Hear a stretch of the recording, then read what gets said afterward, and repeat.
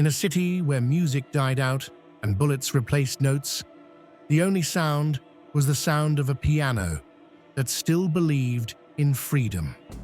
The cold September wind blew over the Vistula River, waving Polish flags. The streets of Warsaw were filled with noise, not from celebration or music, but from the sound of radios broadcasting the news of the German invasion of Poland. Władysław Szpilman, a young pianist for the Warsaw National Radio, heard the first bomb explode just as his fingers were gliding over the keys. Chopin's notes remained unfinished. The windows shook, dust fell from the ceiling, and in Władysław's eyes, a silent image of the end of peace was reflected. That day, Warsaw was no longer the same old city. The streets were filled with terrified people trying to escape the bombings. Mothers were hugging their children, young men were joining the ranks of army volunteers, and in the distance came the sound of church bells, no longer tolling for prayer, but for warning. Władysław returned home. His family, father, mother, two younger siblings, had taken shelter in the basement. His father, a former shopkeeper, said with sad eyes, "My son, this time music is useless. This time we just have to survive." But Władysław replied, "As long as I have a piano, there is still hope." At night, the bombs fell one after another. The flames fell like a red curtain over the city. At that moment, 1,000 kilometers away, Winston Churchill in London was looking anxiously at a map of Europe. Hitler in Berlin was smiling triumphantly, and the world was heading towards a hell no one could have imagined. Part 2. The city under siege. The winter of 1939 was cold and harsh. The Germans had surrounded Warsaw. The electricity was out, water was scarce, and food was available at the price of gold. The radio was no longer broadcasting anything but silence, as the national studio had been razed to the ground. Władysław's piano was now the only sound in the house. At night, he played for his family, not for joy, but as a reminder of humanity. But every day, things got worse. The Germans imposed new laws on the Jews, the Yellow Star, bread rations, and finally, the order to form the Warsaw Ghetto. The Szpilman family was forced to leave their home and move to a closed area surrounded by barbed wire. Thousands of people were packed into a few small streets. The air was stifling, the space was cramped, and hope was dim. In the ghetto, Władysław still occasionally played for people in secret cafes. People gathered in tattered clothes and gaunt faces to listen to the piano for a few minutes and remember what life had once been like. As his fingers glided over the keys, one of the listeners muttered, "Maybe God is still here." In the sound of that piano, Part 3, Bitter Decisions. The year 1942 arrived. The whispers had grown louder. People were saying that the Germans were moving the Jews to the east. No one knew exactly where that east was, only that no one was coming back from there. One day, the ghetto guards came to the Szpilman's door. They said that the family had to prepare for the transfer. Władysław packed his things, but just as they were standing in line, a former Jewish policeman, who was an old friend of his, recognized him and said, "Władysław, go, now." Right now, Władysław looked at him in silence, but said nothing. He just turned and disappeared into the crowd. His family was gone. He was left, alone, in the middle of a city that was now a graveyard of the living. Part 4. Escape in the Shadows. Władysław hid in the ruins for months. Some nights, he would crawl out through a hole in the wall to find something to eat. Sometimes his friends would bring him food from outside, but as time went by, they all either died or disappeared. He was weak, hungry, and emaciated. His hands, which had once glided gracefully over the piano, were now scarred and cracked. Yet when he found a hand on a broken wall, he still played notes with his fingers on the bricks in his mind. One night of bombing, the sound of British planes could be heard in the distance. The city trembled, but Władysław smiled. Maybe there is still hope. Maybe the world has not forgotten us. Part 5. The Voice of Freedom in the Ruins. 1944. Warsaw was in flames. The people, including the remnants of the Polish underground army, rose up against the Germans. Street fighting broke out. Władysław watched from behind the half-collapsed walls. The sound of machine guns, screams, and explosions filled the city. But after a few weeks, the rebellion was defeated. The Germans razed the city to the ground. Houses burned, churches collapsed, and in the midst of that hell, the Warsaw pianist was alone again. He took refuge in an abandoned building. There was no food, no fire, no sound, only silence. And the silence was heavier than death. Until one day, he heard a sound, not an explosion, not a scream, but the sound of soldiers' boots approaching. Władysław hid in terror behind the wall. The door opened, grey light fell, and in the doorway, a German officer stood. "Who is here?" Władysław froze. But then, without thinking, he said, "Me. I am the pianist." The officer was silent for a moment, then said, "Do you have a piano?" Władysław pointed to the corner of the room, a piano that was half broken. The officer approached and said, "Play." Władysław's hands trembled, but he sat down and began. Chopin, Nocturne in D minor. A faint but lively voice came from the piano. The officer closed his eyes. The bombs, the blood, and the war disappeared for a few moments. When the piece was over, the officer sighed and said, "Stay, I'll get you some food." Part 6. A Shadow with a Black Cross. A few days passed. The German officer returned every evening, silently bringing him a little food, bread, canned goods, sometimes a blanket. He said his name, Wilhelm Hosenfeld. Among all those harsh and ruthless soldiers, he was different. His gaze was not like the others, not stony, but sad. Perhaps he too had some humanity left in his heart. Władysław was afraid to speak. Every night, when he heard the officer's footsteps, his heart would beat faster. But gradually, the silence between them turned into a language that needed no words. The officer once said, "I was a music teacher too, before the war. Now there is only silence." Władysław smiled bitterly. And silence is the song of all wars. In that harsh winter, among the ruins, two enemies on paper became two real people. One is a starving Jewish pianist. The other is a German officer with a wounded conscience. Part 7. The Winter of Death and Music. A heavy snow was falling on Warsaw. The buildings stood out like broken bones from the whiteness. There was no sound but the howling of the wind. Hosenfeld returned every few days, but one night he was late. 2 nights, 3 nights. Władysław realized that he might not return. He went to the corner of the room in the darkness, opened the piano door, and played a few notes with his frozen hands. The muffled, discordant sound was like the groan of a man speaking from beneath the earth. "Maybe this will be the last time," he muttered. At that moment, the sound of artillery came from the distance. The city trembled. It was the sound of the Russians. The Red Army was approaching. The war was ending, but not for everyone. Władysław looked out the broken window. The sky was red, and flags danced in the smoke.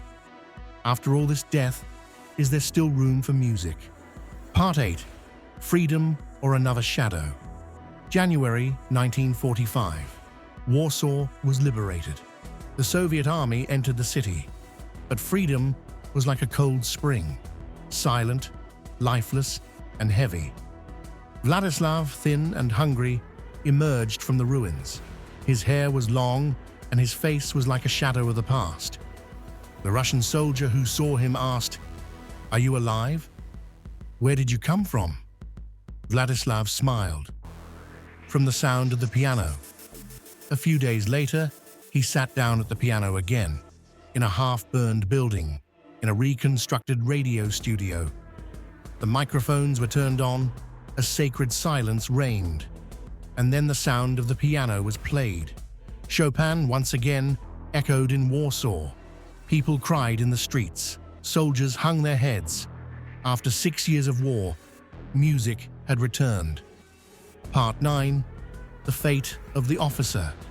A few months later, news arrived. Officer Wilhelm Hosenfeld had been captured by the Russians. Władysław tried to send him a message, wrote a letter, testified that he had saved him. But in that time of distrust and anger, no letter reached its destination. Hosenfeld died in a POW camp, in the Russian cold, nameless, unmarked. Every night before bed, Władysław would play a piece and whisper, "For him," for the man who was an enemy, but remained a man. Part 10. The Last Song. Among the rubble years passed. The war ended, but the wounds did not. Warsaw was rebuilt, but still in every alley, the voice of the past whispered. Władysław Szpilman appeared on stage many times, in halls, on the radio, in programs where everyone remembered freedom. But no performance was like that night for him, the night he played for an enemy officer in an abandoned building. That night, I realized that music transcends borders, religion, and war, he said. Notes can do what bullets cannot, keep humanity alive. And in his last performance of his life, he played that same Chopin piece, the same nocturne that had once saved his life in the midst of war, in the midst of fire and blood.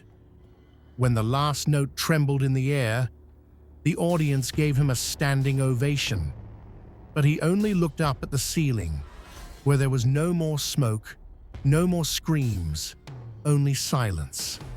A silence that was now, finally, peaceful.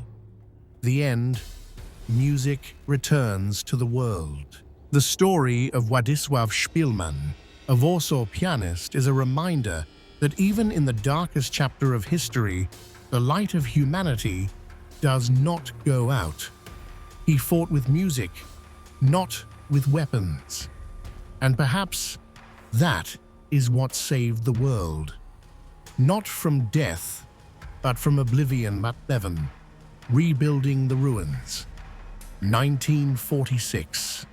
Warsaw still smelled of smoke, even though the fires had died down. The broken streets were filled with the sound of hammers and picks. People, like tired ants, were digging up bricks to rebuild their homes. Władysław, now gray-haired and with tired eyes, passed a building that had once been a radio studio. The walls were cracked, but in the middle of it stood a new piano, a shiny black piano, like a bird that had regained its feathers. "Mr. Szpilman, we brought you this piano. They said we had to play it again." Władysław smiled. He ran his hand over the cold body of the piano. Every sound has a first time, even after death. That night, when the white and black keys rang, for the first time in years, people stood in the street. The sound of the piano played through the broken windows. It slid across the bricks. It sat on the city's scars, and for a few moments, Warsaw breathed. Chapter 12. Memories in the shadows. But the piece was not real. At night, when he was alone, the sound of bullets came back to life in his mind. Every note, every silence became a memory of death. He still talked to the shadows, to his mother, who disappeared into the camp, to his father, who said, "This time we just have to stay alive," and to the German officer who saved him. Sitting in his office one night, he wrote a letter to the man who was an enemy, but in the darkness, he became a light. If my voice reaches anywhere, know that my music still plays for you. The letter was never sent. It remained only between the pages of the office. Part 13. New World, Old Wounds. Years later, Europe was lit up again. Celebrations, conferences, new buildings, and new flags. But behind those colors, many souls still lived in the shadows. Władysław was invited many times to perform in London, Paris, and even New York. But each time he said, "No, I have to play for my city, for those who no longer have a voice." During one of the performances, while he was playing Chopin's Ballad No. 1, the power suddenly went out. The hall was plunged into darkness. The people thought the program was over, but he continued. In total darkness, his fingers glided over the keys, and the pure sound of the piano came out of the blackness. When the lights came back on, tears were streaming down everyone's faces. One of the audience members said, "We heard it in the dark, and we understood what light is." Part 14. A student from the future. The year is 1952. A thin, curious boy approached him from the crowd. He had a notebook in his hand and said, "Mr. Szpilman, I want to be a pianist like you. But my mother says, the world is a dangerous place." Władysław smiled. He knelt down and said, "The world has always been dangerous, my son. But music, it is the safest refuge in the world." He trained many students, but he always remembered that boy, because in his eyes, he saw something he had lost years ago. Unconditional hope. Chapter 15.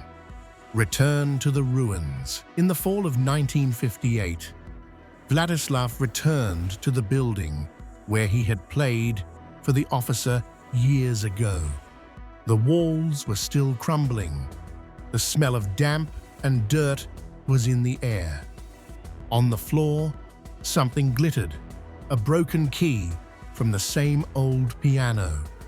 He sat down, picked up the piece, and muttered, "This was it." Where humanity survived, he sat there for a few minutes. The silence around him was heavy, but not frightening. Now, the silence had become his old friend.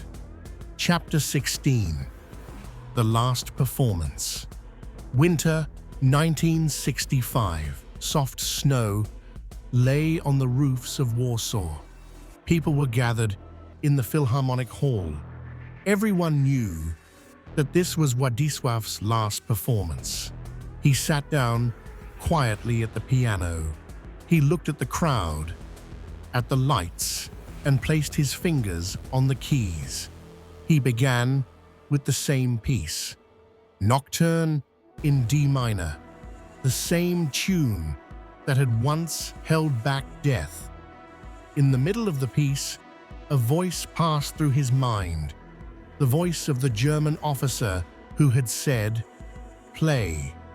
Tears welled up in his eyes, but he continued. He played the last note, a thin, long sound echoed through the air. Silence, then applause. But he heard no more. His eyes closed, and a soft smile came over his face. Chapter 17. A Legacy in the Wind. Years later, in a small museum in Warsaw, there was a piano with a small label. Piano by Władysław Szpilman, the last song of Warsaw. Beside the piano was a notebook. On one of its pages it was written, "If the notes fall silent, the silence will be the beginning of new music." And every day, tourists from all over the world came, gently stroking the piano, and without saying a word, they understood. Music that arose from war never dies. The true end, echo of humanity. In the end, the Warsaw Pianist was not just a man, he was the voice of all those who refused to accept hatred. He reminded us that art can be the border between hostility and salvation. And he showed that even in the most devastated moments of humanity, beauty still beats. Years had passed since Władysław Szpilman's death. Warsaw was no longer a city of ruins. Glass towers had risen, the streets were lit up, and the sound of car engines had replaced the sound of pianos. But amidst this modernity, an old building still stood in a narrow alley, the same building where, in the midst of the war, the song of salvation had been played. Now, in that building, a museum had been built. In a small room, his piano stood, with yellow light shining through the window. Every day, people came, stood silently, put their hands on the piano, and left. But that day, a young woman stood up and said, "You know what? His voice is still in the air, even when no one is playing." The guard smiled. "Yes, ma'am. Sometimes at night, we hear it ourselves. Maybe it's the wind, maybe itself." Part 2. The Voice Girl. The woman's name was Elena, the granddaughter of the same boy who had once been Władysław's student. She taught at the Warsaw Conservatory of Music, but she always felt that something was missing. One night, she decided to stay at the museum. When everyone had left, she sat down by the piano and opened the door. There was a soft creak, and the smell of oldness filled the air. She placed her fingers on the keys and played involuntarily, slowly at first, then passionately. The notes swirled in the semi-darkness, dust danced in the light, and for a moment, it seemed as if time stood still. In the mirror in front of her, she saw the shadow of a man standing behind her. He had a long dress, a calm face, and a tired smile on his face. His eyes were familiar, but when he turned around, no one was there. Part 3. The Lost Notebook. The next day, Elena decided to restore Szpilman's piano. When they opened the instrument, they found a small box inside. Inside was an old notebook with a few pages of musical notes and lines in Szpilman's handwriting. On one page she wrote, "For the day someone else completes this piece again. This is my last piece, unfinished, like man himself." The notes were strange. They seemed half-finished, with pauses filled with silence. Elena decided to complete the piece, but the more she wrote, the more she felt like the music was writing itself. Part 4. the unfinished song, a few weeks later, they organized a concert in the university's main hall. Elena sat down at the piano and announced, "Tonight, a piece will be played that began 70 years ago and ends today." The lights went out. She began. The notes slowly emerged from the silence, a mixture of sadness and liberation.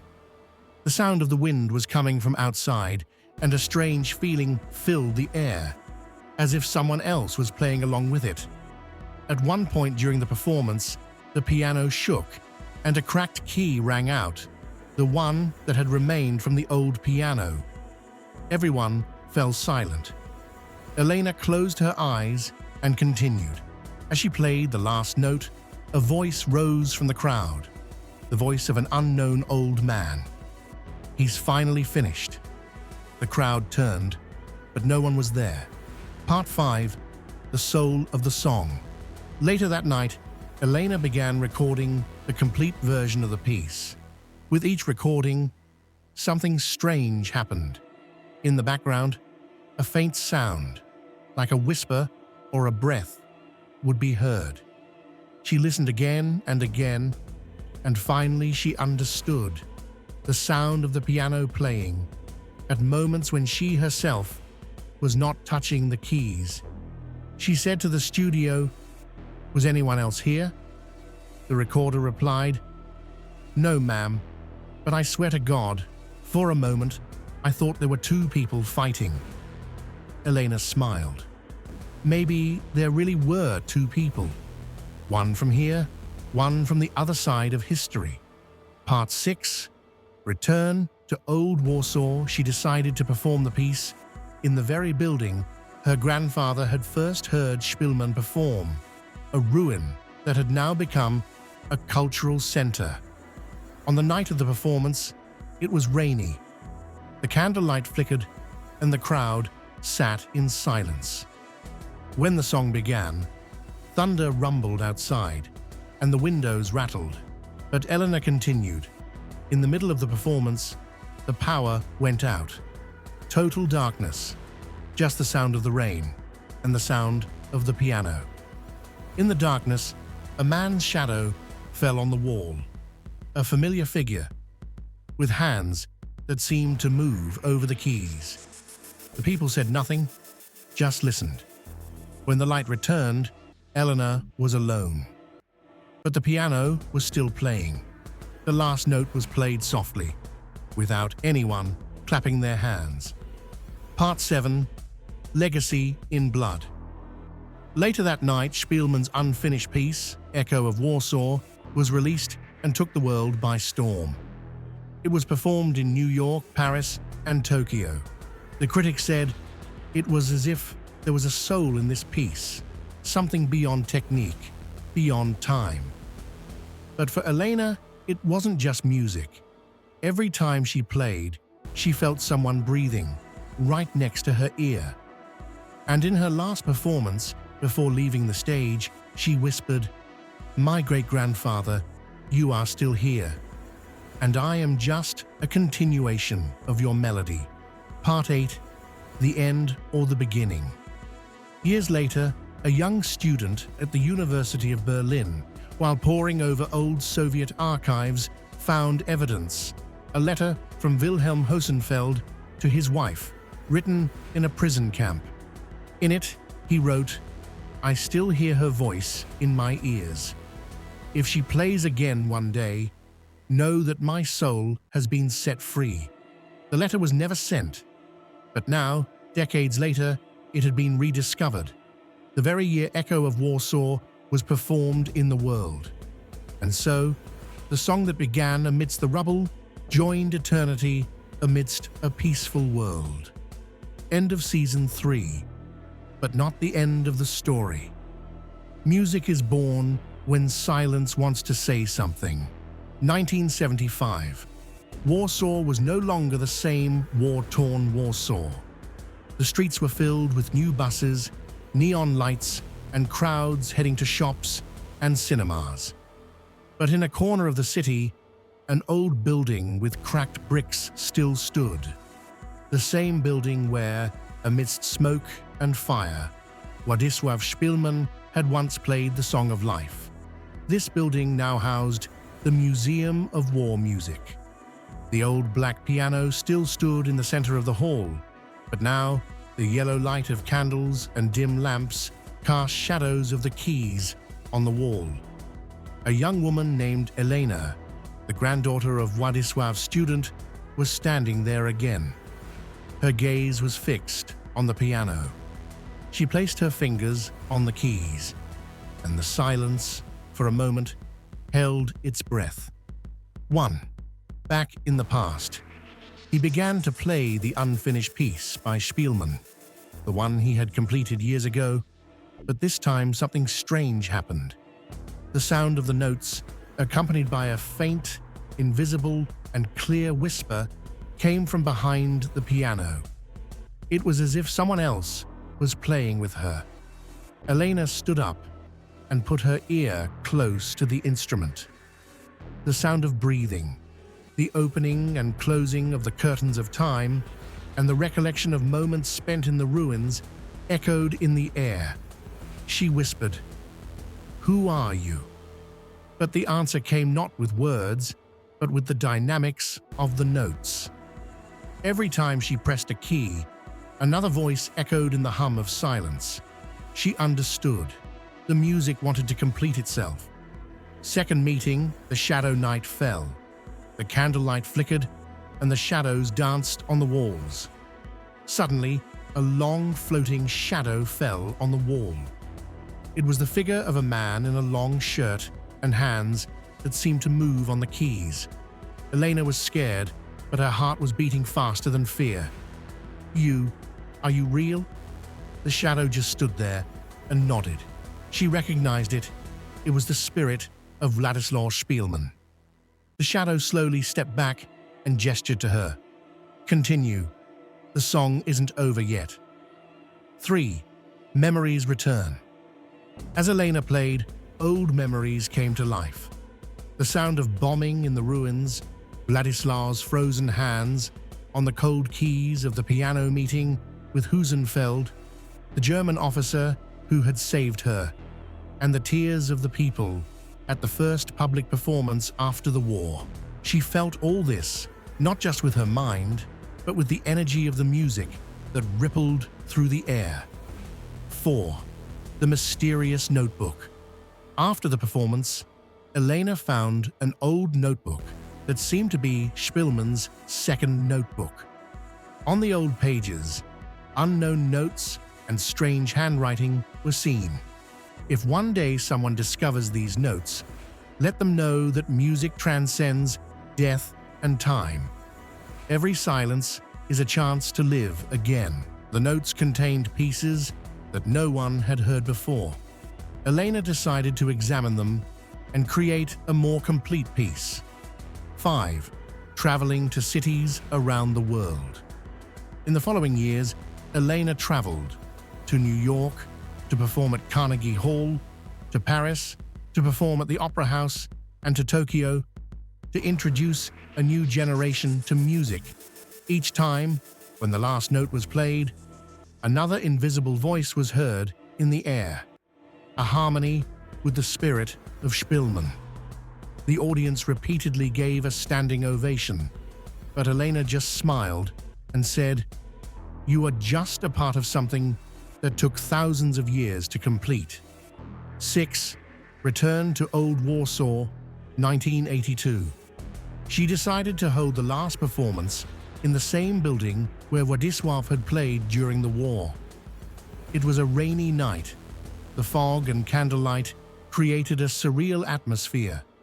Elena began to play Echo of Warsaw.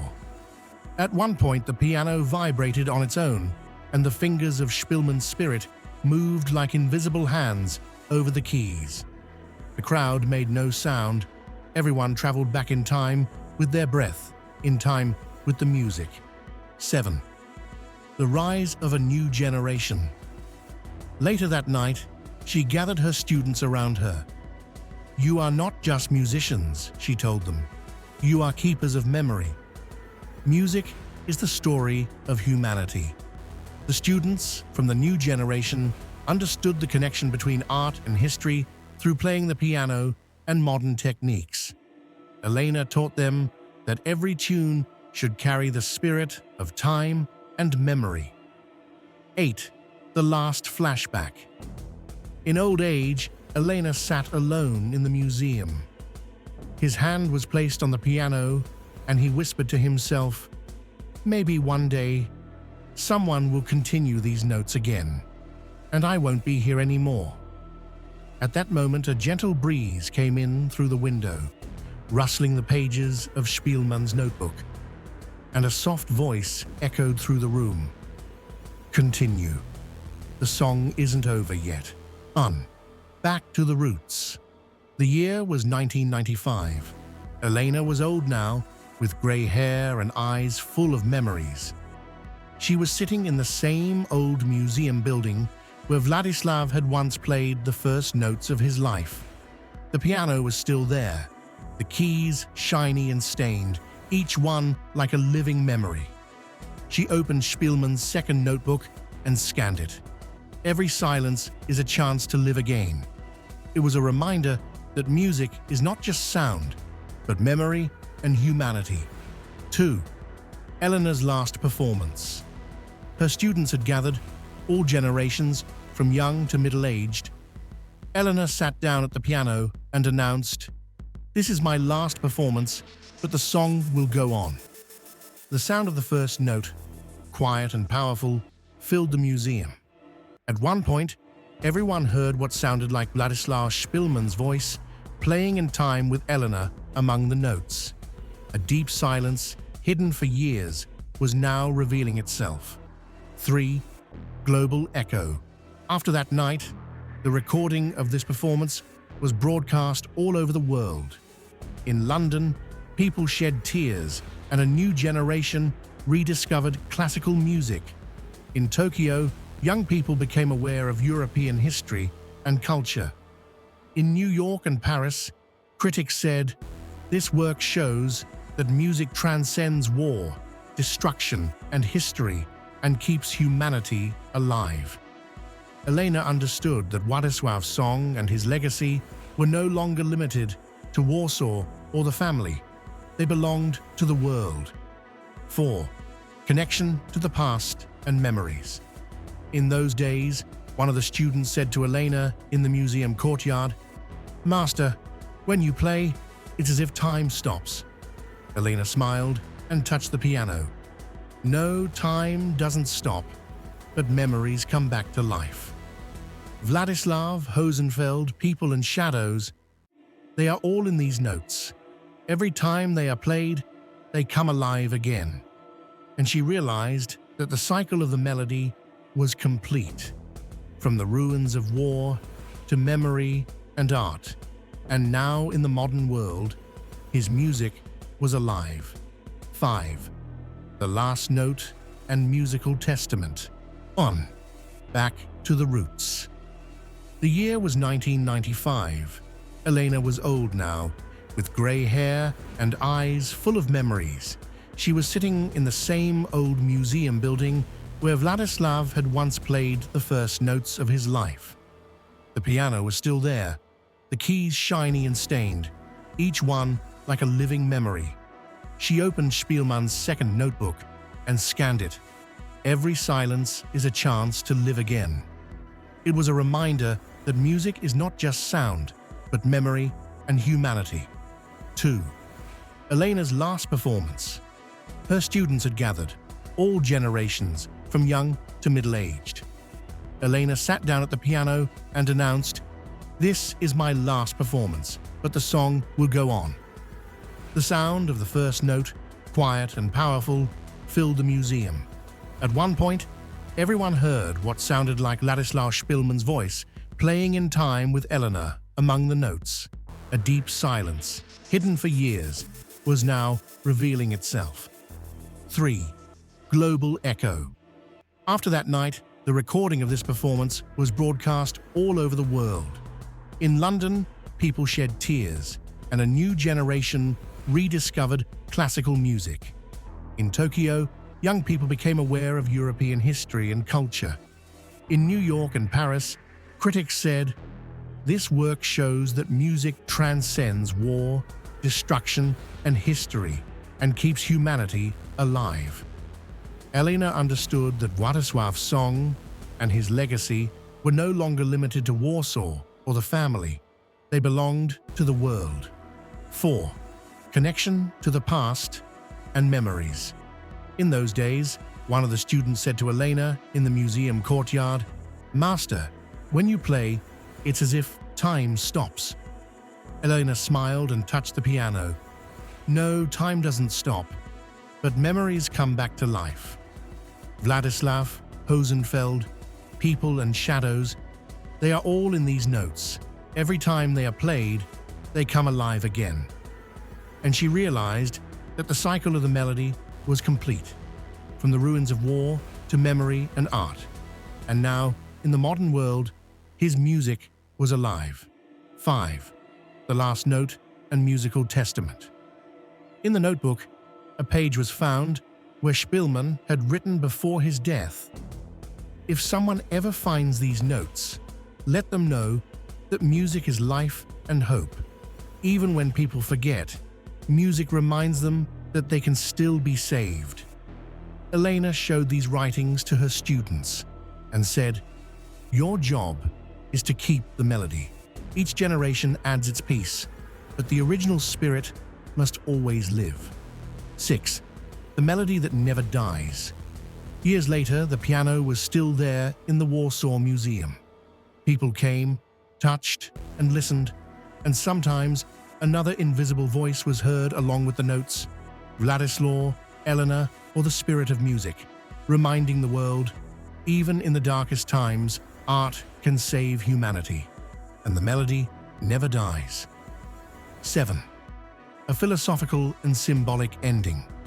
The story of the Warsaw pianist and his students is a complete cycle, beginning in the ruins of war, continuing in the memories and recollections of generations, reconstructed and played by Elena and her students, global dissemination and eternal echo. This narrative shows that art connects hope and real life to history.